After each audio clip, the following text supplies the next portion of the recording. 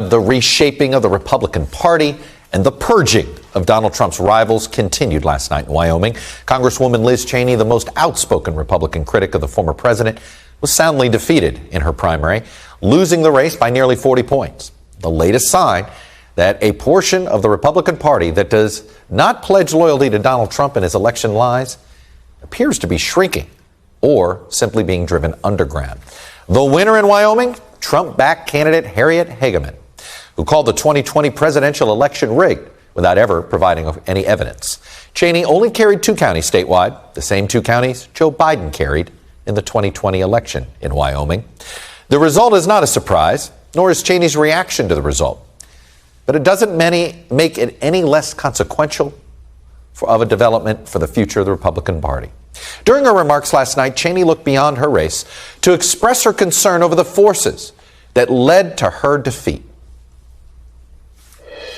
If we do not condemn the conspiracies and the lies, if we do not hold those responsible to account, we will be excusing this conduct, and it will become a feature of all elections.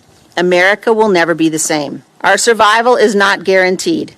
History has shown us over and over again how poisonous lies destroy free nations. Not long after the polls closed, Cheney converted her campaign account to a PAC named The Great Task, and told my colleague Savannah Guthrie this morning that, yes, she is thinking about a run for president.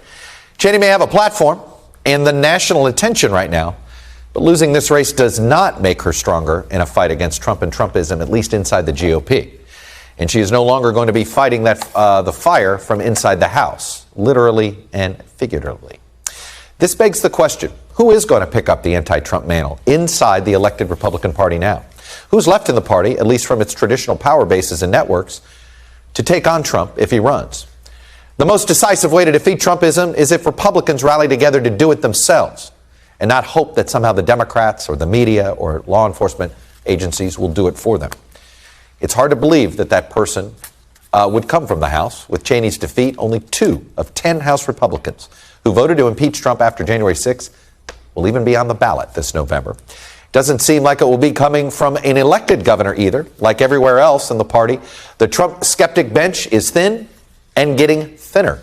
Larry Hogan is term limited in Maryland, and his handpicked successor was defeated by a Trump-backed opponent. And as for the Senate, much of the governing wing of the party is already headed for the exits in the Trump era, and arguably the only person with power in Washington after November who could be a foil to Trump is the Republican Senate leader Mitch McConnell. But while opposing Trump sometimes very vocally, and it may be in the interest, he believes, the long-term interest of the Republican Party, it isn't in McConnell's short-term interest.